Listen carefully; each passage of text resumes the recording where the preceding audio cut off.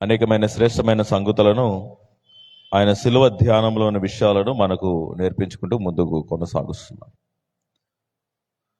విశ్వాస పరిణామానంలో దేవుని సన్నిధిలో ఎదుగుతున్న మనము ఒక మెట్టుకు పైకి ఎదిగే పరిస్థితికి మనం వెళ్ళాలి, కానీ ఏ రోజు కూడా మనం దిగజారే అనుభవంలోని కానీ పడిపోయే స్థితికి కానీ మనము వెళ్ళకూడదు. ప్రభు సన్నిధిలో ప్రార్థన చేసినప్పుడు దేవుడు ధ్యానానికి ఇచ్చిన పత్రిక యాకోబు పత్రిక 2వ అధ్యాయము, యాకోబు పత్రిక 2వ అధ్యాయము 17వ వచనమును చదువుకుందాము. అలాగనే విశ్వాసము క్రియలేనిదైతే అది ఒంటిగా ఉండి మృతమైనదగును. యాకోబు పత్రిక 2వ అధ్యాయము 17వ వచనం. అలాగే విశ్వాసము క్రియలేనిదైతే అది ఒంటిగా ఉండి మృతమైనదగును. ప్రార్థన చేసుకుందాం. మహోన్నతుడి, మహాగండివి, సర్వాధికారి ప్రభువా, నిలబడిన వ్యక్తి కాదు కానీ మాట్లాడే దేవుడు నీవు కనుక నీ లోతైన సత్యాల మర్మాలు మాకు అనుగ్రహించి నడిపించమని నజరేయుడైన యేసుక్రీస్తు నామములో వేడుకున్నాం తండ్రి, ఆమేన్. ఇప్పుడు వచ్చిన మీ అందరికీ ప్రభువైన యేసుక్రీస్తు వారి పేరట నా యొక్క హృదయపూర్వకమైన వందనాలు. దేవుడు మనల్ని ఎంతో ప్రేమించి ఉదయకాలం ఎట్టి రీతిగా దేవుని సంధాలు నిలబడే గొప్ప ధన్యతను ప్రభు మనకి కలుగు చేస్తున్నాడు. ముందుగా కొద్దిగా ఈ పత్రిక గురించి క్లుప్తంగా కొన్ని విషయాలను మనం తెలుసుకున్న తర్వాత దేవుని సన్నిధిలో మనం ముందుకు వెళ్దాం. యాకోబు పత్రిక రాసింది ఎవరంటే ప్రభువైన యేసుక్రీస్తు వారి సహోదరుడు. యాకోబు పత్రిక రాసింది ఎవరండి? ప్రభువైన యేసుక్రీస్తు వారి యొక్క సహోదరుడు. బైబిల్ గ్రంథంలో అనేక మంది యాకోబులు ఉన్నారు, కానీ ఈ పత్రిక పర్టికులర్గా రాసింది యాకోబు. అతడు ఎవరంటే ప్రభువైన యేసుక్రీస్తు వారి సహోదరులు ఒకడు. ఇతడు మొదటిగా ప్రభువు ఈ లోకంలో పరిచర్య చేస్తున్న దినాలన్నింటిలో కూడా ఏ రోజు కూడా ప్రభువైన యేసుక్రీస్తు వారిని విశ్వసించలేదు, ఆయన నమ్మలేదు. ఆయన కూడా మా తల్లితో పాటు పుట్టినవాడే అన్న భ్రమలోనే, అన్న ఆలోచనలో మీరు ఉన్నారు, కానీ ఏ రోజు కూడా ప్రభువైన యేసుక్రీస్తు వారిని నిజమైన లోకరక్షకుడని అంగీకరించలేదు. కానీ కలువరి సిలువలో ఈ ప్రభువైన యేసుక్రీస్తు వారు చేసిన త్యాగమును గమనించిన తర్వాత ఈ యాకోబు భక్తుడు బాగా యూదా మతంలో బాగా ప్రావీణ్యత చెందినవాడు, ధర్మశాస్త్రమును బాగా నేర్చుకునేవాడు. యేసుప్రభు వారు సిలువ మీద మరణమవుతున్న పరిస్థితిలో ఆయన తేరి చూసిన తర్వాత అతడు ప్రభువైన యేసుక్రీస్తు వారి నిజమైన రక్షకునిగా అంగీకరించి ఆయన రాస్తున్న మాట యాకోబు పత్రిక 1వ అధ్యాయము 1వ వచనము. దేవుని యొక్కయు ప్రభువైన యేసుక్రీస్తు యొక్క దాసుడును యాకోబు అన్య దేశంలో ఉన్న చెదిరి ఉన్న 12 గోత్రము వారికి శుభమని చెప్పి రాయినది. ప్రభువైన యేసుక్రీస్తు వారు సిలువ వేయబడిన తర్వాత సంఘ చరిత్రలో ఉన్న అపోస్తులు అందరూ కూడా వివిధ ప్రాంతాలకు దేవుని చేత ప్రేరేపింపబడి వెళ్ళి ఉండగా యాకోబు భక్తుడు మాత్రము యెరూషలేము పట్టణంలోనే ఉండి సంఘమును పర్యవేక్షించే బాధ్యతను అతనికి అప్పగించారు. కేవలం యేసుప్రభు వారు సహోదరుడు అన్న ఉద్దేశంతో కాక ఆత్మీయంగా ఎదిగిన వ్యక్తి అని చెప్పి ఇతన్ని ఏం చేశారంటే సంఘ పెద్దగా యెరూషలేములో ఉన్న ప్రధాన సంఘంగా ఇతను ఉండేవాడు. ఇతను ఏం చేస్తున్నాడంటే మనుషులు సంఘంలో జరుగుతున్న విషయాలు, ఏ రీతిగా ఆత్మీయంగా ఎదగాల్సిన మనుషులు వారు దిగజారిన అనుభవంలోనికి వెళ్ళిపోతున్నారు అన్న విషయం గురించి, సంఘమును గురించి, ఎలాగ ఉండాలి, ఎలాగ నడవాలి, ఎలాగ బ్రతకాలి. యాకోబు పత్రిక మొత్తం 5 అధ్యాయాలు ఉంటాయి. 5 అధ్యాయాల్లో ఏది కూడా జనరలైజ్డ్ పబ్లిక్కి ఉన్న విషయాలు ఉండవు. నేను చెప్పే విషయాలు జాగ్రత్తగా గమనించండి. దేవుని వాక్యంలో 2 భాగాలు ఉంటాయి. ఒకటి సువార్త. సువార్త ఏంటంటే అసలు ప్రభువైన యేసుక్రీస్తు వారు అంటే ఏంటో తెలియదు, ఆయన గురించి ఎరగని వారికి చెప్పే మాటలను మన సువార్త అంటాం. అది బహిరంగంగా సభల్లో ఎక్కువగా మనం వింటూ ఉంటాం. దేవుని మందిరంలో ఉన్న మనము ఆత్మీయంగా మన విశ్వాసాన్ని బలపరుచుకునే విశ్వాసానికి కావాల్సిన పాఠాలు, ప్రాముఖ్యమైన విషయాలు కొద్దిగా మనము లోతుగా దేవుని యొక్క వాక్యాన్ని తెలుసుకునే ప్రయత్నం చేద్దాం. యాకోబు భక్తుడు రాస్తున్నాడు ఏంటంటే క్రియలు లేని విశ్వాసము మృతతుల్యము. అసలు ముందుగా విశ్వాసం అంటే ఏంటో తెలిస్తే, క్రియలు ఏంటో తెలిస్తే, ఈ క్రియలు విశ్వాసము కలిపితే వచ్చే విషయాల యొక్క ప్రావీణ్యత మనకు తెలిస్తే అప్పుడు మనం ఏం చేయగలుగుతామంటే లోతైన సత్యాలు మనం తెలుసుకునే ప్రయత్నం మనం చేయగలం. హెబ్రీలకు రాసిన పత్రిక 12వ అధ్యాయము, హెబ్రీలకు రాసిన పత్రిక 11వ అధ్యాయము 1వ వచనం. విశ్వాసం అనున్నది నిరీక్షింపబడు వాటి యొక్క నిజస్వరూపమును అదృశ్యమైనవి ఉన్నవనుటకు రుజువుగా ఉన్నది, దానిని బట్టి పెద్దలందరూ కూడా సాక్ష్యములు పొందుకున్నారు. మీరు ఇంకనూ కూడా దేవుని సన్నిధిలో చిన్నపిల్లలని నేను అనుకోను. కొద్దిగా దేవుని యొక్క వాక్యమును ఎరిగిన వారు, దేవుని మాటలను తెలుసుకునేవారు కనుక డైరెక్ట్గా నేను విషయంలోనికి వెళ్ళిపోతాను. హెబ్రీలకు రాసిన పత్రిక 11వ అధ్యాయం బైబిల్ గ్రంథంలో కొన్ని ప్రాముఖ్యమైన అధ్యాయాలు ఉంటాయి. బైబిల్ గ్రంథంలో కొన్ని ప్రాముఖ్యమైన అధ్యాయాలు. ఇందులో 11వ అధ్యాయము, హెబ్రీయులకు రాసిన పత్రిక 11వ అధ్యాయం ఏమంటారంటే విశ్వాసుల వీరుల జాబితా. విశ్వాసుల వీరుల జాబితా. ఎవరు రాస్తున్నారు?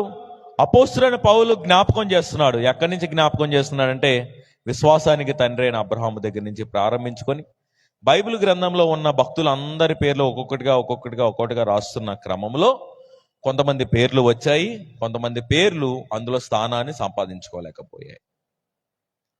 విశ్వాసం అంటే ఏంటంటే అసలు ఫస్ట్ థింగ్ ఏంటంటే, బేసిక్ ప్రిన్సిపల్ ఏంటంటే అసలు విశ్వాసం అంటే ఏంటి? క్రైస్తవుల్ని విశ్వాసులని ఎందుకు పిలుస్తున్నారు? విశ్వాసానికి మరో అర్థం ఏంటంటే నమ్మకం. నమ్మకము ఏంటి? నమ్మకము దేవుడు మా జీవితాల పట్ల ఏదో ఒక మంచి కార్యాన్ని జరిగిస్తాడు. దేవుని దగ్గరికి వస్తే నాకు ఒక మేలు జరుగుతుంది, దేవుని దగ్గరికి వస్తే నాకు ఒక ఉపకారం జరుగుతుంది. ఈ దినము ఒక విషయాన్ని మనం అందరం కూడా జ్ఞాపకం చేసుకోవాలి. మనం అనుభవిస్తున్న ఆరోగ్యము, క్షేమము, సమృద్ధి నీతో ఉన్నవారి కంటే నువ్వు హెచ్చింపబడిన స్థితిలో ఉండడానికి కలిగిన కారణం ఏంటి? నీ సహోదరులు, నీ సహోదరుల కంటే నీ కుటుంబం దీవింపబడిన కుటుంబంగా ఉండడానికి కారణం ఏంటి? అందరూ ప్రయాణం ఒకే చోట మొదలు పెట్టారు, కానీ నీ పరిస్థితి కొద్దిగా మెరుగ్గా ఉండడానికి కారణం ఏంటి? నీకేమి తెలివితేటలు ఉన్నాయన్నా, జ్ఞానం ఉందన్నా, బలం ఉందన్న ఆలోచన లేదు. నీవు కేవలము ప్రభువుని విశ్వసించావు గనుక, ఆయన నమ్ముకున్నావు గనుక, ఆయన సన్నిధానంలో నువ్వు నిలబడ్డావు గనుక ఈ దినము మనము దేవుని సన్నిధిలో ఆనందించే గొప్ప ధన్యత. ఇతరుల కంటే ఒక అడుగు, ఒక మెట్టే, ఇతరుల కంటే ఒక మెట్టు పైన నిన్ను దేవుడు ఎందుకు నిలబెట్టాడంటే నువ్వు ఆయన తెలుసుకున్నావు గనక. ఈ లోకంలో ఉన్న ప్రజలు ఇంకనూ ఆయన తెలుసుకోలేదు గనక వారి జీవిత వృధాంతం అలా ఉండిపోతుంది. నిన్న రాత్రికాల సమయంలో యెషయా గ్రంథము 53వ అధ్యాయము, యెషయా గ్రంథము 53వ అధ్యాయములో, యెషయా గ్రంథము 53వ అధ్యాయము 11వ వచనము. యెషయా గ్రంథము 53వ అధ్యాయము 11వ వచనము. అతడు తనకు కలిగిన వేదనను చూచి తృప్తి నొందెను. నీతిమంతుడైన నా సేవకుడు జనుల దోషములను భరించి తనకున్న అనుభవ జ్ఞానము చేత అనేకులను ఏం చేశాడండి? నిర్దోషులుగా నిలబెట్టాడు. క్రీస్తు చేసిన త్యాగం ఏంటో తెలుసా? తనకున్న అనుభవ జ్ఞానము చేత మన దోషములు, మన బాధలను ఆయన భరించి తనకున్న అనుభవ జ్ఞానం చేత అనేక మందిని ఆయన ఏం చేశారంటే నిర్దోషులుగా తీర్చాడు. విశ్వాసము ఏంటి? విశ్వాసము ఏంటి? అసలు విశ్వాసం కలిగి ఉండడం అంటే ఏంటంటే, విశ్వాసానికి మరొక అర్థం ఏంటంటే దేవుని మీద బలమైన నమ్మకాన్ని మనం ఉంచుకోవడం. దేవుని మీద బలమైన నమ్మకాన్ని మనం ఉంచుకున్నాం. ఏమండి, బాగానే ఉందండి, మాటలో చెప్పడానికి విశ్వాసము బాగానే ఉంది, మాట్లాడుకోవడానికి విశ్వాసము బాగానే ఉంది, కానీ పరిస్థితుల మధ్యలో విశ్వాసం అలా ఉండడం అంటే కష్టంగా ఉందండి. పరిస్థితుల మధ్యలో దేవుని నమ్ముకున్న వాడిగా నిలిచిపోవడం అంటే కొద్దిగా కష్టంగా ఉందండి. ఒకరోజు ఒక చిన్న సందర్భాన్ని నేను మీకు చెప్తాను. ప్రభువైన యేసుక్రీస్తు వారు బోధిస్తున్నప్పుడు ఆయన ఏం చెప్తున్నాడంటే విశ్వాసం గురించి, ప్రేమను గురించి, మిగిలిన విషయాల గురించి చెప్తున్నప్పుడు అక్కడ జరిగిన సందర్భం ఏంటంటే, కొద్దిగా అక్కడ మాటలు వింటున్న వారి హృదయాలు కొద్దిగా కలవరపడి వాళ్ళందరూ కూడా లేచి వెళ్ళిపోతూ ఈ బోధ చాలా కష్టమైంది, మనము ఈ మార్గంలో వెళ్ళలేము అని చెప్పి వెళ్ళిపోయారు.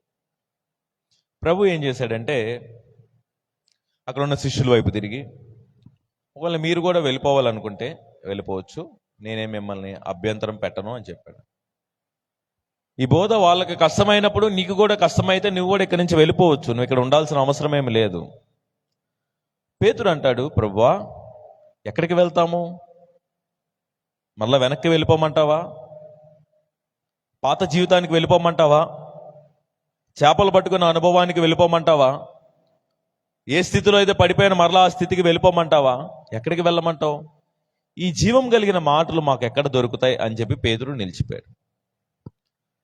ఒక విషయం నేను చెప్తాను చూడండి, దేవునికి నమ్మకంగా మనము నిలబడగలుగుతాం. అందరం కూడా విశ్వాసంలో ఉన్నవారమే దేవుని సన్నిధిలో దేవునికి నమ్మకంగా మనం ఎంతో నిలబడతాం. దేవుని సన్నిధికి వచ్చినప్పుడు మనం ఎంతో ఆనందంగా, సంతోషంగా దేవుని దగ్గర మనం నిలబడతాం. దేవుని కోసం మనం బ్రతుకుతాం, దేవుని కోసం మనం పాడాలనుకుంటాం, దేవుని కోసం మనం ఆరాధించాలనుకుంటాం, దేవుని కోసం మనం బ్రతకాలనుకుంటాం. కానీ నిజమైన పరిస్థితుల మధ్య నువ్వు నిజంగా దేవుని కోసం నిలబడగలుగుతున్నావా? క్రియలు లేని విశ్వాసము మృతతుల్యమంటే ఏంటంటే, మాటల్లో చెప్పే విశ్వాసము మన క్రియలలో కనిపించకపోతే, యాకోబు భక్తుడు రాసుకుంటూ వస్తున్న విషయం, మాటల్లో కనిపించిన విశ్వాసము క్రియల్లో కనిపించకపోతే అటువంటి విశ్వాసం ఉన్నను లేనంటే. చూడండి, యాకోబు పత్రిక 2వ అధ్యాయము, 14వ వచనం. నా సహోదరులారా, క్రియలు లేనప్పుడు ఎవడైనను తనకు విశ్వాసము కలదని చెప్పిన ఎడ్ల ఏమి ప్రయోజనము? అట్టి విశ్వాసము అతనిని రక్షింపగలదా? క్రియలు లేకుండా విశ్వాసం ఉంటే, అంటే క్రియలు అంటే ఏంటంటే మనకు అర్థమయ్యే పరిభాషలు చెప్పి మనం చేసే పనులండి. చాలా సింపుల్గా మనకు అర్థమయ్యే భాషలు అంటే, మనం చేసే పనులలో విశ్వాసము కనిపించకపోతే దేవుడు మనల్ని రక్షించాడు అని మనం చెప్పగలమా? సో ఈ విషయం గురించి ధ్యానం చేస్తున్నప్పుడు 2 పేతురుకు రాసిన పత్రిక 2వ అధ్యాయము, 2 పేతురుకు రాసిన పత్రిక 2వ అధ్యాయము 7వ వచనం. బైబిల్ గ్రంథం అంతట్లో కూడా ఎక్కడ కూడా లోతు అనే ఒక వ్యక్తి, లోతు మీ అందరికీ తెలుసు కదా. లోతు ఎవరు? అబ్రహాము యొక్క అన్న కుమారుడు. లోతు గురించి రాయబడిన ఒక మంచి మాట, నేను చెప్తున్న విషయం అర్థం చేసుకోండి. ఏంటండి, బైబిల్ గ్రంథం అంతట్లో కూడా లోతు జీవించిన దినాలన్నిట్లో కూడా ఎక్కడా కూడా కనిపించిన ఒక మంచి మాట ఇక్కడ రాస్తున్నాడు పేతురు భక్తుడు. 2 పేతురుకు రాసిన పత్రిక 2వ అధ్యాయము 7వ వచనం. దుర్మార్గుల కామ వికారయుక్తమైన నడవడి చేత బహుబాధపడిన నీతిమంతుడగు లోతును తప్పించను. 2 పేతురుకు రాసిన పత్రిక 2వ అధ్యాయము 7వ వచనం. దుర్మార్గపు కామ వికార చేష్టల మధ్యలో బాధింపబడుతున్న నీతిమంతుడైన లోతు. నేను అడిగే విషయము, నాకు దేవుడు కలుగు చేసిన విషయం ఏంటంటే, అసలు ఎందుకు ఉండాలి అక్కడ? ఎందుకు వెళ్ళాలి అక్కడికి? అసలు వెళ్లకుండా ఉంటే ఆ బాధే ఉండేది కాదుగా. లోతు తానేం చేశాడంటే, తన తండ్రి ఇంటి నుంచి తన బాబాయ్ అయిన అబ్రహాముతో కూడా కలిసి వచ్చేశాడు. అబ్రహాముతో నడిచిన దినాలు, అబ్రహాముతో కొనసాగిన దినాలు, అబ్రహాముతో వెళ్ళిన దినాలన్నీ కూడా అతని విస్తారమైన సమృద్ధిని అనుభవించాడు. ఎప్పుడు? దేవునితో కూడా నడిచిన అనుభవం కలిగిన దినాలలో, దేవునితో కూడా అనుభవం కలిగిన దినాలలో, దేవుణ్ణి ఆరాధించిన దినాలలో, దేవుణ్ణి సంతోషపెట్టిన దినాలలో, దేవుని కోసం నడిచిన దినాలలో లోతు జీవితం ఆశీర్వదింపబడింది, బహుబలంగా ఆశీర్వదింపబడింది. హల్లెలూయా, ప్రైజ్ లార్డ్.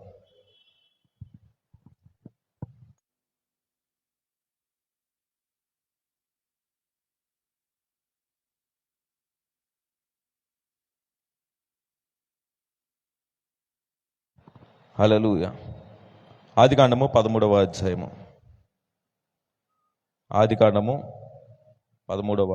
దేవుని సన్నిధికి మనం వచ్చినప్పుడు మహా అయితే దేవుని సన్నిధిలో 1 గంట సమయం ఉంటామండి. దేవుడు చెప్పే మాటలు మన జీవితాలకు ఎంతో ఆశీర్వాదకరం, మనల్ని ఎంతో దీవింపజేస్తాయి. ఈ సమయం దాటితే మరలా మీరు తిరిగి దేవుని వాక్యం చదవాలన్నా సరే సమయం దొరకదని నా ఆలోచన. దేవుని దగ్గర మనం నేర్చుకున్నప్పుడు కొద్దిగా మంచి విషయాలు మనం నేర్చుకుని వెళ్దాం. ఆదికాండము 13వ అధ్యాయము 10వ వచనం. 13వ అధ్యాయం 10వ వచనం. అప్పుడు చూడండి, లోతు తన కన్నులెత్తి యోర్దాను ప్రాంతం అంతటిని చూసెను. యెహోవా సొదొమ గొమొర్రా అను పట్టణమును నాశనము చేయకమునుపు సోయూరుకు వచ్చే వరకు అదంతా కూడా ఎలా ఉందంటే, యెహోవా తోట వలె, ఐగుప్తు దేశం వలె నీళ్లు పారు దేశమై ఉందండి. లోతు ఆ దేశంలోనికి ప్రవేశించడానికి మునుపు, నేను చెప్తున్న విషయాన్ని జాగ్రత్తగా గమనించండి, లోతు ఆ ప్రాంతానికి ప్రవేశించడానికి మునుపు ఆ ప్రాంతము దీవింపబడిన ప్రాంతము, ఆశీర్వదింపబడిన ప్రాంతము, సమృద్ధి కలిగిన ప్రాంతము. కన్నులెత్తి చూసినప్పుడు ఎలా కనిపించిందంటే, అరే అబ్రహాము దగ్గర నిలబడినప్పుడు ఎంతగా సంపద విస్తరించింది, అబ్రహాముతో కూడా నడిచినప్పుడు ఎంతగా సంపద అభివృద్ధి చెందింది, అబ్రహాముతో కూడా నడిచినప్పుడు ఎంతగా అభివృద్ధి చెందిందంటే వారు ఇరువురు కూడా మాట్లాడుకుంటున్నారు. ఏం మాట్లాడుకుంటున్నారంటే, మన ఇద్దరం ఇంకా కలిసి జీవించలేం. అబ్రహాము మాట్లాడుతున్నాడు చూడండి, ఆదికాండము 13వ అధ్యాయము 8వ వచనం. కాబట్టి అబ్రాము, మనము బంధువులము గనుక నాకును నీకును, నా పశువుల కాపర్లకు నీ పశువుల కాపర్లకు కలహం ఉండకూడదు. ఆ దేశమంతటి నీ ఎదుట ఉన్నది కదా, దయచేసి నన్ను విడిచి వేరుగా ఉండము. నీవు ఎడమ తట్టుముకు వెళ్ళిన నేను కుడి తట్టుకు వెళ్ళేదను, నీవు కుడి తట్టుకు వెళ్ళిన నేను ఎడమ తట్టుకు వెళ్ళేదను అని చెప్పి ఇద్దరు కూడా మాట్లాడుకుంటున్నారు. ఆ మాట చెప్పినప్పుడు లోతు అనుండాల్సింది, లేదు కొంచెం ఇబ్బంది కలిగినాను, పనివారితో ఇబ్బంది కలిగినాను, నేను నీతోనే జీవిస్తాను అని చెప్పి లోతు మాట్లాడి ఉండుంటే ఈ దినము లోతు జీవితము వేరే రీతిగా ఉండేది. అనుభవంతో కూడిన భక్తి చాలా అవసరం అండి. వాళ్ళకి తెలీదు, లోకంలో ఉన్న వారికి తెలీదు నీకేమైంది, నీ బుద్ధి ఏమైంది, వారికి తెలీదు. వారికి దేవుడండి. ఎప్పుడు కూడా గమనించండి, ముందు ఎదుటి వ్యక్తిని మనము చూపించేటప్పుడు మనది మనం చూసుకుంటే అప్పుడు ఎదుటి వ్యక్తిని మనం మాట్లాడచ్చు. ఆ దేశము దీవింపబడిన దేశము, ఆశీర్వదింపబడిన దేశము, సమృద్ధి ఉంది. కన్నులెత్తి చూసినప్పుడు దేశం అంతా కూడా ఎలా కనిపిస్తుంది అంటే పచ్చగా కనిపిస్తుంది, అభివృద్ధితో నిండింది. కానీ అక్కడ ఏమి కోల్పోయిందంటే దైవత్వము లేదు, దేవుణ్ణి ఆరాధించే విధానము లేదు. చూడండి, పొరపాటును కూడా మన కంటికి కనిపించిన దాని దేవుని ఆలోచన లేకుండా మనం వెళ్తే, కంటికి బాగుంది కదా అని చెప్పి దేవుని ఆలోచన లేకుండా మనము ప్రయాణం చేస్తే నష్టపోవాల్సిన పరిస్థితి. దేవుడు ఏం చేసిననో గుర్తుపెట్టుకోండి, ఎప్పుడు కూడా ఒకటే గుర్తుపెట్టుకోండి, దేవుడు ఏం చేసిననో అంతా మన మంచి కోసమే చేస్తాడు. మనం నష్టపోవాలనో, మనం బాధపడాలనో, మన అవమానం పొందాలనో దేవుడు ఏ రోజు కూడా కార్యములు చేయడు. అలా నష్టపోవాలని ఆలోచన చేసే దేవుడు అయితే ఈ దినం మనల్ని రక్షించుకొని దేవుని సంధానంలో మనల్ని నిలబెట్టాడు. చూడండి, చాలా జాగ్రత్తగా గమనించండి. ఎందుకంటే లోతు వెళ్ళి అక్కడ నిలబడకూడదండి. లోతు వెళ్ళే చోటు కాదది. కన్నులతో కనిపించిన దేశము మంచిదనుకొని లోతు వెళ్ళడం మంచిది కాదు. చూడండి, ఆదికాండము 13వ అధ్యాయము 10వ వచనంలో, లోతు తన కన్నులెత్తి యోర్దాను ప్రాంతం అంతా కూడా చూచినప్పుడు యెహోవా సొదొమ గొమొర్రా అనే పట్టణమును నాశనము చేయక మునుపు సోయూరుకు వచ్చే వరకు అదంతా కూడా యెహోవా తోట వలె, ఐగుప్తు దేశం వలె నీరు పారే దేశమై ఉంది. ఒకవేళ లోతు అక్కడికి వెళ్ళి ఉండకపోతే ఆ ప్రాంతం ఇంకొన కూడా అలానే ఉండేది. ఎందుకంటే దేవుని కనుదృష్టి ఎప్పుడు కూడా ఎలాగా సంచారం చేస్తుందంటే, దేవుడు అందరిని ఒకే రీతిగా ప్రేమిస్తాడు, కానీ ఆయన యందు భయభక్తులు గల వారి మీద ఆయన కృప ఎప్పుడు కూడా ఆవరిస్తూ ఉంటుంది. ఆయన యందు భయభక్తులు గల వారి మీద దేవుని కృప ఎప్పుడు కూడా ఆవరించి ఉంటుంది. చూడండి, పేతురు రాస్తున్నాడు 2 పేతురు రాసిన పత్రిక 2వ అధ్యాయము 7వ వచనం, దుర్మార్గపు కామ వికార చాష్టలయందు బహుబాధపడిన లోతు. క్రియలు లేని విశ్వాసము మృతతుల్యము. లోతు అక్కడ బాధపడినా దానివల్ల ప్రయోజనం లేదు. కానీ ఒకవేళ లోతు ఆలోచనకు వచ్చి ఆ ప్రాంతాన్ని విడిచిపెట్టి మరలా తిరిగి వెనక్కి వచ్చుంటే అతని జీవితం దీవింపబడేది. వాళ్ళు తప్పు చేస్తున్నారు, వీళ్ళు తప్పు చేస్తున్నారు, వాళ్ళు ఇలా ఉన్నారు, వీళ్ళు అలా ఉన్నారు అని అనడం చాలా సులువు. కానీ నీ ప్రవర్తన ఎలా ఉంది, నువ్వేం చేసావు, నువ్వు అంత పండితుడివా, దేవుడి దగ్గర అంత వాక్యం తెలిసిన వాడివా? నిజంగా అంత వాక్యం తెలిసిన వాడైతే నువ్వు ఎక్కడ నిలబడ్డావు? లోతు అబ్రహాముతో కూడా నడిచిన దినాలన్నీ కూడా ఎందుకు క్షేమం వచ్చిందంటే అబ్రహాముతో కూడా ప్రార్థనలో నిల్చున్నాడు, అబ్రహాముతో కూడా దేవుణ్ణి ఆరాధించడం నేర్చుకున్నాడు, అబ్రహాముతో కూడా దేవునితో వెళ్ళడం నేర్చుకున్నాడు. కనుక లోతు కుటుంబం దీవింపబడిన కుటుంబంగా ఉంది. కానీ ఎప్పుడైతే దేవుని సన్నిధి విడిచిపెట్టి వేరొక ప్రాంతానికి వెళ్ళాడో అక్కడేమైందంటే అక్కడ కూడా భక్తిగానే ఉన్నాడండి. నేను భక్తిగా లేడని నేను అనట్లేదు, అక్కడ కూడా భక్తిగానే ఉన్నాడు. అక్కడికి వెళ్ళేసరికి ఏమైందంటే, అయ్యో ఏంటి ఈ ప్రజలందరూ ఎలా ఉన్నారు, ఏంటి ఈ మనుషులందరూ ఎలా ఉన్నారు, ఏంటి ఎలా చేస్తున్నారు, నా భక్తి, నా జీవితము, నా దేవుడు అన్న ఆలోచనే లోపల మెదులుతుంది. అలాంటి ఆలోచన కలిగి ఉన్నాడు కనుకనే అంతమంది నశిస్తున్న దేవుడు లోతు కుటుంబాన్ని రక్షించడానికి ఒక దారిని చూపించాడు. ఒక సామెత ఉంటుందండి, ఒక సామెత ఏంటంటే రీఇన్వెంటింగ్ ద వీల్ చేయకూడదు. రీఇన్వెంటింగ్ ద వీల్ అంటే ఏంటంటే, ఆది మానవుడు క్రమేణా తాను నాగరికత పొందుకునే క్రమంలో ఒక్కొక్కటి చేసుకుంటూ వచ్చాడు. అంటే ఒక పని కరెక్ట్ కాదని చెప్పి వేరే పని వెతుక్కుంటూ, ఆ పని కరెక్ట్ కాదని వేరే పని చేసుకుంటూ అలా అలా అలా ఏం చేశాడంటే చక్రాన్ని తయారు చేశాడు. చక్రాన్ని తయారు చేసిన తర్వాత ప్రపంచం మొత్తం మార్పు పొందడం సాధ్యమైంది. So reinventing the wheel. ఏదైనా పని చేసేటప్పుడు ఏంటంటే మరలా వెనక్కి వెళ్ళి మళ్ళీ మొదటి నుంచి చేసుకుంటూ రాకూడదు. దాని అర్థం అది. ఒకసారి విశ్వాసిగా నువ్వు దేవుని సన్నిధిలో నిలబడ్డావు, నమ్మావు, ప్రభుని విశ్వసించావు, దేవుని సన్నిధిలో రక్షణ పొందుకున్నావు, దేవుని దగ్గర నీతిగా బ్రతుకుతున్నావు, మరలా ఎక్కడికి వెళ్ళకూడదంటే వెనక్కి వెళ్ళకూడదు. ఏంటండి వెళ్తే తప్పేంటి? వెళ్తే తప్పేంటండి? నువ్వేమో మొదటి నుంచి దేవుని దగ్గర ఉన్నావా? ప్రశ్న. ఓకే, నేను మొదటి నుంచి దేవుని దగ్గర లేను, కానీ నేను దేవుణ్ణి తెలుసుకున్న తర్వాత మరలా నేను మొదటి స్థితికి వెళ్ళను. అపోస్తలుడైన పౌలు అన్నాడు, నేను క్రీస్తును పోలి నడుచుకున్న ప్రకారం మీరు నన్ను పోలి నడుచుకోండి. ఎంత ధైర్యం కావాలండి ఆ మాట చెప్పడానికి? నేను క్రీస్తును పోలి నడుచుకున్న ప్రకారం మీరు నన్ను పోలి నడుచుకోండి, మీరు ఖచ్చితంగా ఎక్కడికి వెళ్తారంటే పరలోక రాజ్యానికి వెళ్తారు అని చెప్పి అపోస్తలుడైన పౌలు చెప్తున్నాడు. యాకోబు భక్తుడు అన్నాడు, క్రియలు లేని విశ్వాసము మృతతుల్యము. నాకు ఎంత భక్తి ఉందండి, నాకు చాలా భక్తి ఉన్నా సరే నా సహోదరుడు బాధలో ఉన్నప్పుడు మంచిగా అయిందిలేని చెప్పి నేను నవ్వుకుంటే నేను క్రైస్తవుని కాదు. అర్థమవుతుందండి నేను చెప్పేది? నాకు భక్తి ఉంది, నేను దేవుడి దగ్గర ప్రతిరోజు ప్రార్థన చేస్తున్నాను, కానీ నా ఎదురున్న సహోదరుడు ఇబ్బందులు ఉన్నప్పుడు మంచిగా అయిందిలేని చెప్పి నేను అనుకుంటే నేను క్రైస్తవుని కాదు. దేవుడు నా ప్రార్థన అంగీకరించడు. లేకపోతే ఓ వ్యక్తి ఇబ్బందులో ఉన్నప్పుడు నీకోసం నేను ప్రార్థన చేస్తాలే, నీ ఇబ్బంది పోయిద్దిలే, ఓకే నువ్వు ప్రార్థన చేస్తావు, కానీ నీ వల్ల అయినంత సహాయం మనం చేయాలి. నువ్వు ఇక్కడ అదే రాసుకుంటూ వస్తున్నాడు యాకోబు పత్రికలో. మీరు గమనించినట్లయితే 2వ అధ్యాయము, యాకోబు పత్రిక 2వ అధ్యాయంలో అతను రాసుకొని వస్తున్నాడు. 2వ అధ్యాయము 15వ వచనం, సహోదరైనను దిగంబరులై ఆనాటికి భోజనం లేక ఉన్నప్పుడు మీలో ఎవరైనాను శరీరమునకు కావలసిన వాటిని ఇయ్యక సమాధానంగా వెళ్ళుడి, చలి కాచుకోనిడి, తృప్తి పొందండి అని చెప్పిన ఎడల ఏమి ప్రయోజనం? ఇప్పుడు బాధ కలిగిందండి, ఇబ్బంది కలిగినప్పుడు అని నేను చెప్తాను. సో ప్రతి ఒక్కరూ బలహీనలు అవుతాం. ఫర్ ఎగ్జాంపుల్ ఒక ఫీవర్ వచ్చింది అనుకున్నాం. ఫీవర్ వచ్చినప్పుడు నా దగ్గర ఒక ట్యాబ్లెట్ ఉంది, దేవుడు నన్ను స్వస్థపరుస్తాడు. నేను ప్రార్థన చేసుకొని ఆ ట్యాబ్లెట్ వేసుకుంటే నాకు జ్వరం తగ్గుద్ది. నేను ప్రార్థన చేసుకొని ఆ మందును నేను స్వీకరిస్తే నాకు స్వస్థత కలుగుతుంది. నా చేతిలో ట్యాబ్లెట్ పెట్టుకొని దాన్ని నేను వాడుకోకుండా దాన్ని అలా పెట్టుకుంటే నాలో ఉన్న బలహీనత పోదు. దేవుని వాక్యం తెలుసు, వాక్యం అంటే ఏంటో తెలుసు, వాక్యంలో ఉన్న అనుభవాలు తెలుసు. మీరేం చిన్నపిల్లలు కాదు, మీరేమి ఈ రోజే ప్రభువుని తెలుసుకున్నవారు కాదు, మీకేం దేవుని యొక్క వాక్యం తెలియదు. ఒక్కొక్కరిని కదిపితే 20 సంవత్సరాలు 30 సంవత్సరాలుగా దేవుని సన్నిధిలో నిలబడిన వారే, కానీ వాక్యం వాడుకోవడం మీకు రాకపోతే, క్రియలు లేని విశ్వాసం మీకుంటే దానివల్ల ఉపయోగం ఏంటి? ప్రశ్నిస్తున్నాడు భక్తుడు. ఏం ప్రశ్నించాలంటే, మీకు విశ్వాసం ఉంది, దేవుని మీద ప్రేమ ఉంది, భక్తి ఉంది, నమ్మకం ఉంది, ఇన్ని క్రియలు ఉన్నా సరే నువ్వు చేసే పనుల్లో దేవుని మీద నమ్మకాన్ని నలుగురికి నువ్వు చూపించగలేకపోతే ఏంటి ఏముంది? అందరిలానే మీరు కూడా, మీలో ఏం ప్రత్యేకత ఉంది?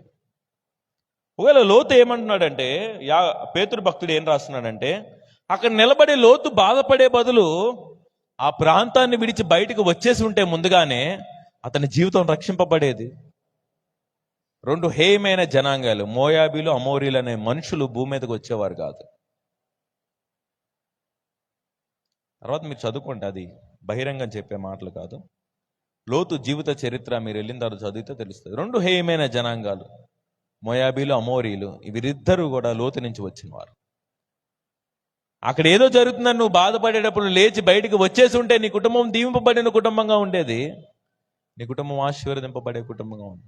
ఇంకోటి కూడా నేను చెప్తున్నానండి, in the context of Abraham నేను చెప్తున్నాను చూడండి. ఇప్పుడు దాకా నేను లోతు కాంటెక్స్ట్లో మాట్లాడాను, అబ్రహాం కాంటెక్స్ట్లో చెప్తాను చూడండి. మీరు 13వ అధ్యాయం ఒకసారి మీరు గమనించండి. బైబిల్ తెరవండి 13వ అధ్యాయంలోనికి వెళ్దాం. 13వ అధ్యాయము మొదటి వచనంలో, 13వ అధ్యాయము మొదటి వచనంలో అక్కడ ఏం రాయబడింది? అబ్రాము అని రాయబడుతుంది. అర్థమవుతుందండి? 13వ అధ్యాయము మొదటి వచనం, ఆది కాండము 13వ అధ్యాయము మొదటి వచనంలో నా అబ్రాము స్పెల్లింగ్ అబ్రాము అని ఉంటుంది. అర్థమవుతుందండి? మీరు గమనించండి. 13వ అధ్యాయంలో అలానే ఉంటుంది, 14వ అధ్యాయంలో అలానే ఉంటుంది, 15వ అధ్యాయంలో అలానే ఉంటుంది, 16వ అధ్యాయంలో అలానే ఉంటుంది, 17వ అధ్యాయము 5వ వచనము. 17వ అధ్యాయము ఆదికాండము 17వ అధ్యాయము 5వ వచనము. మరి ఇక మీదట నీ పేరు అబ్రాహాము అనబడక నిన్ను అనేక జనములకు తండ్రిగా నియమించదు కనుక నీ పేరు అబ్రహాము అనబడును. కొంతమంది వ్యక్తులు మన జీవితంలో నుంచి బయటికి వెళ్తేనే మనకు ఆశీర్వాదం వస్తుంది. In the context of Abraham నేను మాట్లాడుతున్నా. In the context of Abraham కాంటెక్స్ట్లో నేను మాట్లాడుతున్నాను. ఏంటి, కొంతమంది వ్యక్తులు మన జీవితం నుంచి బయటికి వెళ్తేనే దేవుని ఆశీర్వాదాలు మన కుటుంబంలోనికి వస్తాయి. కొన్ని స్థలాలలోంచి మనం బయటికి వస్తేనే మన జీవితము దీవింపబడుతుంది. ఇన్ ద కాంటెక్స్ట్ ఆఫ్ లోతు, కొన్ని పరిస్థితుల్లో నువ్వు దేవుని కోసం నువ్వు నిలబడితేనే నీ జీవితం దీవింపబడుతుంది. అవ్వట్లేదని కంగారు పడో, లేకపోతే బాధపడో, ఆలోచన చేసో ఏదేదో అవుతే మన జీవితాలకు అది ఆశీర్వాదకరణం కాదు. నా బైబిల్ గ్రంథంలో రెండు సందర్భాలలో ప్రభువైన యేసుక్రీస్తు వారు సైతము ఆశ్చర్యపోయారు వారి విశ్వాసపు క్రియలను బట్టి.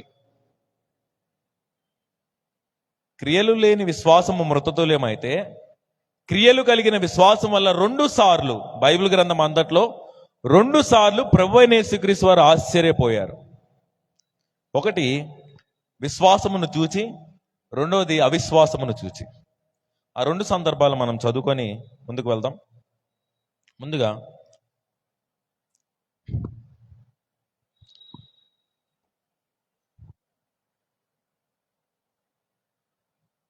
లూకా సువార్త 7వ అధ్యాయము. లూకా సువార్త 7వ అధ్యాయము 1 నుంచి కొన్ని వచనాలు. లూకా సువార్త 7వ అధ్యాయము 1 నుంచి కొన్ని వచనాలు. ఆయన తన మాటలను కూడా ప్రజలకు సంపూర్తిగా వినిపించిన తర్వాత కపెర్నహూములోనికి వచ్చెను. ఒక శతాధిపతి కీడైన ఒక దాసుడు యేసు విని తన దాసుని స్వస్థపరచవాలని ఆయనను వేడుకొనుటకు యూదుల పెద్దలను ఆయన వద్దకు పంపగా, సో నేను టైం తక్కువగా ఉంది కాబట్టి నేను డైరెక్ట్గా మాటలకు వెళ్ళిపోతాను. లూకా సువార్త 7వ అధ్యాయము 7వ వచనం. అందుచేత నీ యొద్ద నుంచి వచ్చుటకు నేను పాత్రను కాదు, నేను ఎంచుకోనలేదు, అయితే నీవు మాట మాత్రము సెలవిమ్ము, అప్పుడు నా దాసుడు స్వస్థపరచబడును అని చెప్పాను. అప్పుడు 9వ వచనంలో యేసు ఈ మాటలు విని అతని గురించి ఆశ్చర్యపడి, 7వ అధ్యాయము 9వ వచనంలో, లూకా సువార్త 7వ అధ్యాయము 9వ వచనం. యేసు ఈ మాటలు విని అతని గురించి ఆశ్చర్యపడి తన వచ్చున్న జన సమూహం తిరిగి, ఇశ్రాయేలులో ఇంత గొప్ప విశ్వాసమును నేను చూడలేదు అని చెప్పి ప్రభువు చెప్తున్నాడు. ఇక్కడ జరుగుతున్న ఆలోచన, జరుగుతున్న సందర్భం, ఒకరోజు ప్రభు జనసమూహం మధ్యలో ఉన్నప్పుడు రోమా దేశపుకు చెందిన ఒక శతాధిపతి, అతడు యూదుడు కాదు, దేవుడు తెలుసుకున్నవాడు కాదు, దేవుని గురించి ఎరిగినవాడు కాదు, నా దేవుడు అంటే ఏంటో కూడా అతనికి తెలియదు. బట్ అతడు చాలా దినాలుగా ప్రభువైన యేసుక్రీస్తు వారి గురించి వింటున్నాడు, ప్రభువైన యేసుక్రీస్తు వారి గురించి నమ్ముతున్నాడు, ప్రభువైన యేసుక్రీస్తు వారు గొప్ప కార్యములు చేయగలరని అనుకున్నాడు. నా వన్ ఫైన్ డే ఏం జరిగిందంటే, ఇతడు మంచివాడు కనుకనే ఇతడు ఏం చేస్తున్నాడు, అందరికి హెల్ప్ చేసే అనుభవం కలిగిన వాడు కనుక ఇతడు ఏం చేస్తున్నాడంటే, ఒక రోజు అతను కలిగిన దాసును గురించి, జాగ్రత్తగా ఉంది, అతను కలిగిన దాసుని గురించి అతని కుటుంబ సభ్యులో, అతని బంధువులో, అతని మిత్రులో, లేకపోతే అతనికి సన్నిహితులో కాదు, అతని కింద పనిచేసే ఒక వ్యక్తి గురించి ఏమనుకున్నాడంటే, చాలా దినాలుగా అతడు బలహీనంగా ఉన్నాడు. నా ఇతర కలిగిన ఆలోచన అంటే, యేసుప్రభు వారి దగ్గరికి వెళ్ళి ప్రార్థన చేయించుకుంటే ఆ వ్యక్తి స్వస్థపడతాడు అనుకున్నాడు. యేసుప్రభు వారు కూడా ఏమనుకున్నాడు, ఓకే వెల్ అండ్ ఫైన్, నేను కూడా వచ్చి ఆ వ్యక్తికి ప్రార్థన చేస్తే స్వస్థపడతాను అనుకుంటే, ఈ దాసుడు ఏమన్నాడంటే, ఆ దాసుడు ఎక్కడ ఉన్నాడంటే సమ్ డిస్టెన్స్, 1 డే, ఒక రోజు ప్రయాణ దూరం అంతట్లో ఉన్నాడు. ఎంత దూరంలో ఉన్నాడండి? ఒక రోజు ప్రయాణం అంతటో, అంటే నైట్ బస్ ఎక్కితే మార్నింగ్ వెళ్ళేంత దూరంలో ఉన్నాడు అనుకుందాం. ఇది జరుగుతుంది ఆఫ్టర్నూన్ 1 o'clock అరౌండ్ టైంలో. ఈ సందర్భం అక్కడ జరుగుతున్నప్పుడు అతడు యేసుప్రభు వారి దగ్గరికి వచ్చి, ప్రభువా నా దాసుడు బలహీనంగా ఉన్నాడు అంటే, సో అందరు చెప్పారా, ఓకే ఫైన్, నేను కూడా వస్తాను, వెళ్దాం, నీ దాసుని స్వస్థపరుద్దాము, ఆ మంచి పనిని చేసి వద్దాము, నువ్వు ఎంతగా నీ దాసుని గురించి ఆలోచన చేసావు కదా, ఇంత మంచి ఆలోచన చేసావు కదా, నేను కూడా వస్తాను నీతో పాటు అని చెప్పి ప్రభు కూడా బయలుదేరాడు. కానీ అతడు చెప్తున్న మాట 7వ అధ్యాయము 7వ వచనంలో 6 నుంచి చదువుకుంటే మనకు బాగా అర్థమవుతుంది. కావున యేసు వారితో కూడా వెళ్ళెను, ఆయన ఇంటి దగ్గరికి వచ్చినప్పుడు శతాధిపతి తన స్నేహితులు చూసి, మీరు ఆయన యొద్దకు వెళ్ళి, ప్రభువా, శ్రమ పుచ్చుకొనవద్దు, నా ఇంట్లోకి రావడానికి నేను పాత్రను కదా, అందుచేత నీ యొద్దకు వచ్చుటకు పాత్రనని నేను ఎంచుకొనలేదు. అయితే మాతో మాత్రం సెలవు ప్రభువా, నువ్వు ఇక్కడి నుంచి మాట్లాడు, అక్కడున్న నా దాసుడు స్వస్థపడతాడు.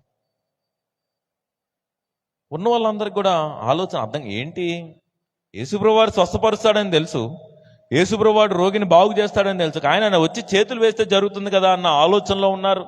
లేకపోతే ఆయన వస్త్రపు చెంగు ముక్తితే నేను స్వస్థత కలుగుతుందన్న ఆలోచనలో ఉన్నారు. లేకపోతే దేవుని యొక్క శక్తిని అనుభవించాలంటే ఆయన ప్రజెన్స్ ఉండాలని అనుకున్నారు. కానీ ఈ శతాధిపతి కలిగిన ఆలోచన ఏంటంటే కంపారిజన్ చేసుకుంటున్నాడు. నా రెగ్యులర్ లైఫ్లో నేను ఒక అధికారిని, నేను రమ్మంటే నాకెందుకు ఒక 10 మంది వస్తారు, నేను వెళ్ళమంటే నా కింద ఉన్న 10 మంది బయటకు వెళ్తారు. ఇప్పుడు ఈయన లోకమునకు అధికారి. ఈయన ఎవరు? లోకమునకు అధికారి. ప్రభువా, నువ్వు మాట మాత్రము సెలవిస్తే అక్కడ ఉన్న నా దాసుడు స్వస్థపడతాడు. ఆ మాట వినగానే ప్రభు ఆశ్చర్యపడ్డాడు.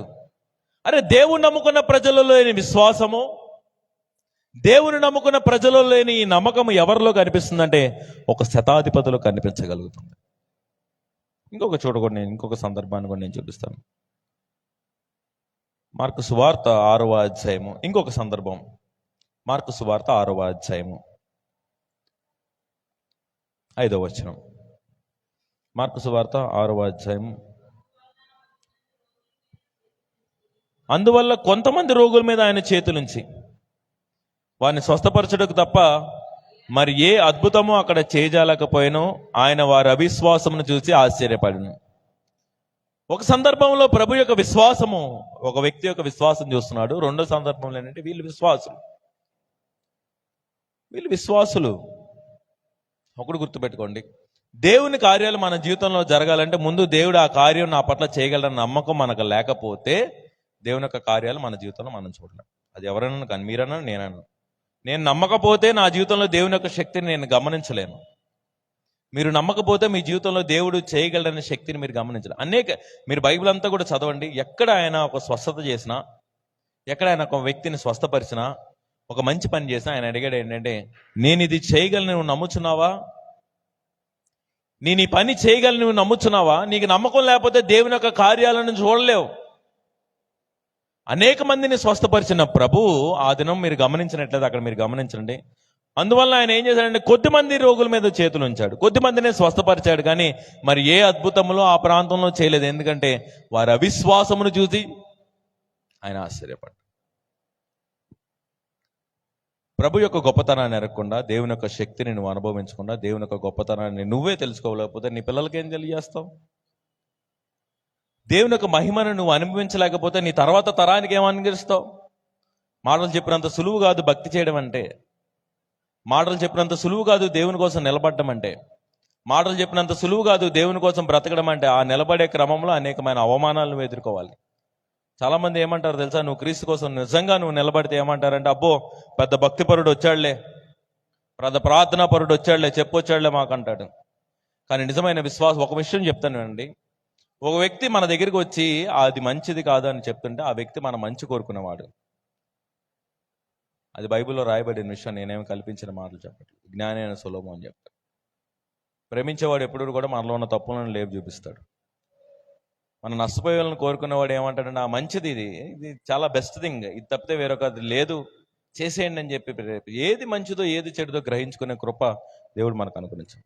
వాక్యం సెలవిస్తున్న విషయం ఏంటంటే, క్రియలు లేని విశ్వాసము మృతులం. మనం ఎంత భక్తి చేసినాను, ఎంత ప్రార్థన చేసినాను, నీలో క్రియలు లేకపోతే నీ విశ్వాసము వేస్ట్ ఆఫ్ టైం.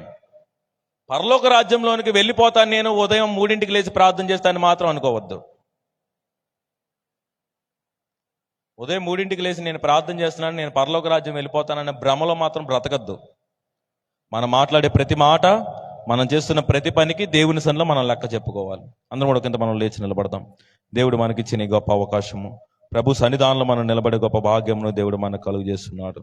ఉదయకాలము దేవుని సన్నిధిలో వచ్చిన మనమందరం, ఆయన ఉన్నవాడు వాడైన దేవుడు కనుక, సజీవుడైన వాడు కనుక, గొప్ప కార్యములు మన జీవితం పట్ల చేయగలిగిన వాడు, గొప్ప సహాయమును మన పట్ల అనుగ్రహించగలిగిన వాడు, సజీవుడైన దేవుడిని మనం ఆరాధించుకోవడానికి ఉదయకాలము దేవుని సన్నిధిలోకి మనం వచ్చినాం. దేవా నీ కృపను మా పట్ల చూపించండి. దేవా నీ సహాయం మా పట్ల మీరు చూపించండి. నీ దయను మా పట్ల మీరు చూపించండి. నీ కృపలో మా జీవితాలు కూడా మీరు బలపరచండి. నీ సహాయం మా పట్ల మీరు అనుగ్రహించండి. ప్రభువును మనం ఆరాధించుకుందాం. హల్లెలూయా.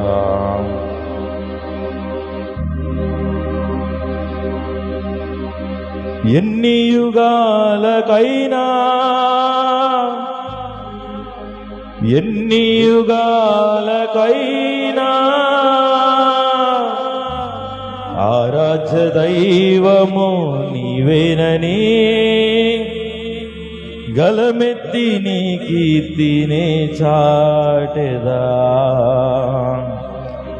ఆరాధ్య దైవము నీవేనని గలమెత్తి నీ కీర్తినే చాటెదా.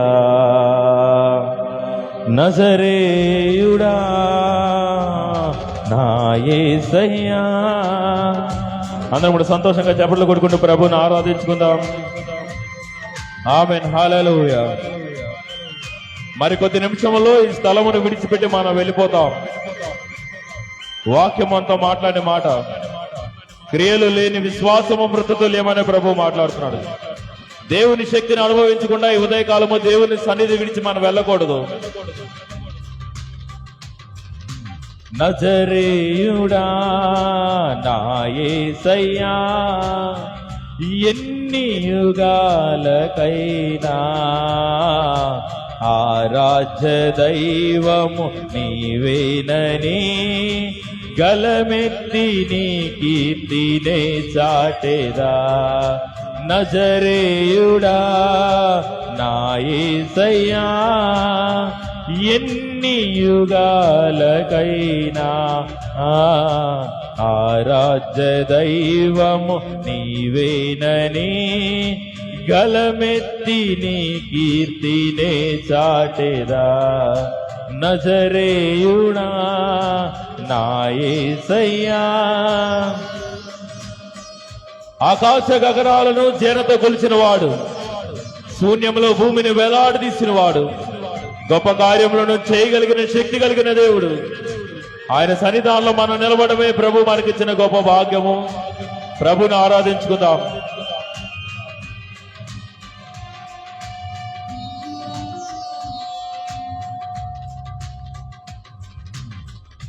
ఆకాశ గగనాలను నీ చేనతో కొలిచితివి. ఆకాశ గగనాలను నీ చేనతో కొలిచితివి. శూన్యములో ఈ భూమిని, శూన్యములో ఈ భూమిని వ్రేలాడదీసిన నా యేసయ్యా, నీకే వందనం, నీకే వందనం, నీకే వందనం, నీకే వందనం. నజరేయుడా నా యేసయ్యా, ఎన్ని యుగాలకైనా ఆరాధ్య దైవము నీవేనని గలమెత్తి నీ కీర్తినే చాటెదా. నజరేయుడా నా యేసయ్యా. అందువల్ల హృదయపూర్వకంగా ప్రభువుని ఆరాధిద్దాం. ఒకసారి ప్రభువుని ఎరిగిన తర్వాత, ఒకసారి దేవుని నమ్ముకున్న తర్వాత మరలా వెనుతిరిగి చూసే అనుభవంలో నీవు బ్రతికితే నీ జీవితానికి రక్షణ లేదు. నా ప్రియమైన దేవుని జనాంగమా, ప్రభువుని ఆరాధించడానికే మనము బ్రతికున్నాం, ప్రభువుని స్తుతించుకోవడానికే మనము బ్రతికున్నాం. Praise lord. హల్లెలూయా. హృదయపూర్వకంగా ప్రభువుని ఆరాధించుకున్నాం.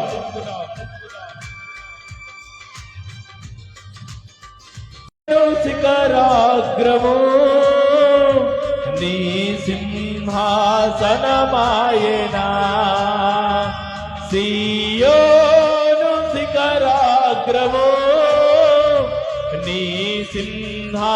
సింహాసనమాయేనా. సియోనులో నిన్ను చూడాలని, సియోనులో నిన్ను చూడాలని ఆశతో ఉన్నాను నా యేసయ్యా, ఆశతో ఉన్నాను నా యేసయ్యా. నజరేయుడా నా యేసయ్యా, ఎన్ని యుగాలకైనా ఆరాధ్య దైవము నీవేనని గలమెత్తి నీ కీర్తినే చాటెదా. నజరేయుడా నా యేసయ్యా, ఎన్ని యుగాలకైనా ఆరాధ్య దైవము నీవేనని గలమెత్తి నీ కీర్తినే చాటెదా. ఆరాధ్య దైవము నీవేనని గలమెత్తి నీ కీర్తినే చాటెదా. నజరేయుడా నా యేసయ్యా, ఎన్ని యుగాలకైనా ఆరాధ్య దైవము నీవేనని గలమెత్తి నీ కీర్తినే చాటెదా. నజరేయుడా. ప్రజలుడు హల్లెలూయా హల్లెలూయా. అందరూ రుణసముడు ఆకాశం పెట్టి ఎన్ని తరాలకైనను ఎన్ని యుగాలకైనను ఆరాధ్య దైవము నీవే. మమ్మల్ని ఆదరించగలిగిన దేవుడు నీవే. పరిస్థితులు మారినను, స్థితిగతులు మారినను, మనుషులు మారినను నిరంతరం కూడా ఏకరీతిగా ఉన్న దేవుడు నీవే. క్రియలు లేని విశ్వాసము మృతులేమని దేవుని వాక్యము సెలవిస్తుంది. ఉదయకాలపు దేవుని సన్నిధిలో ఒక తీర్మానం కలిగి మనము ప్రార్థన చేసుకుని, ప్రభువా నా క్రియలను మీరు బలపరచండి, నా ఆలోచనలు మీరు బలపరచండి, నాకు మీరు సహాయం దయచేయండి. ప్రార్థన చేసుకుందాం. మహోన్నతుడి మహాగణ్వి సర్వాధికారి గొప్ప దేవుడు తండ్రి, ఈ దినాలన్నింటిలో కూడా మమ్మల్ని కాపాడారు. ఈ ఉదయకాలము నీ జీవం కలిగిన వాక్యం ద్వారా మమ్మల్ని బలపరిచిన విధానం బట్టి క్రియలు లేని విశ్వాసము మృతతోలేమని, ప్రభువా నీతిమంతుడైన లోతు సొదొమలో నిలబడి అతని బాధపడుడు కంటెను దాన్ని దాటి బయటికి రావడం ద్వారా తన జీవితము దీవింపబడిందని, విగ్రహ సంబంధమైన ఆలోచనలు మా హృదయాల్లో ఉండకుండా దైవికమైన శక్తిని మేము అనుభవించలాగా ఎన్ని వేళలకైనా నేను స్తుతించేవారుగా మేము నిలబడే కృప చూపించండి.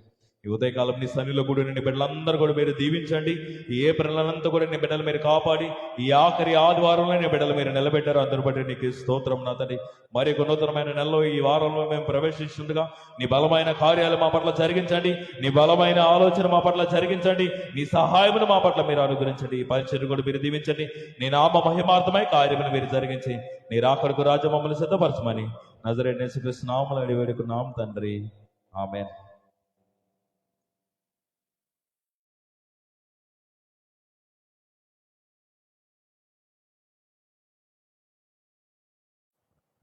ఆమేన్. హల్లెలూయా.